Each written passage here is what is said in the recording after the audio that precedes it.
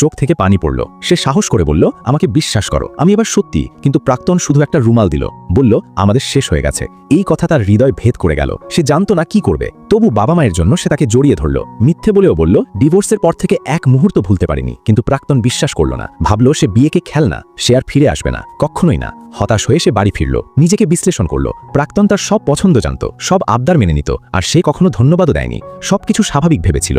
এবার সে সিদ্ধান্ত নিল, আস্তে আস্তে আবার তার মন জিতবে। প্রথমে গেল তার দাদির কাছে। দাদি সবসময় তাকে দেখতে চাইত, কিন্তু সে কখনো যায়নি। এবার উপহার নিয়ে গেল, কিন্তু ভুলোমানা দাদি দামি স্কার্ফ দিয়ে হুইল চেয়ার মুছছিল। দাদি খুশি থাকলেই আশা আছে। হঠাৎ বমি বমি লাগায় সে বাথরুমে গেল। ফিরে এসে দেখল দাদি নেই। পাগলের মতো খুঁজতে লাগলো। ঠিক তখন প্রাক্তনের সঙ্গে দেখা। সে রেগে বলল, তুমি জানো দাদি অসুস্থ, তবু একা রেখে গেলে। সে বোঝাতে চাইল, কিন্তু প্রাক্তন বিশ্বাস করল না। 1 বছরেও দাদিকে দেখতে আসেনি, এখন হঠাৎ কেন?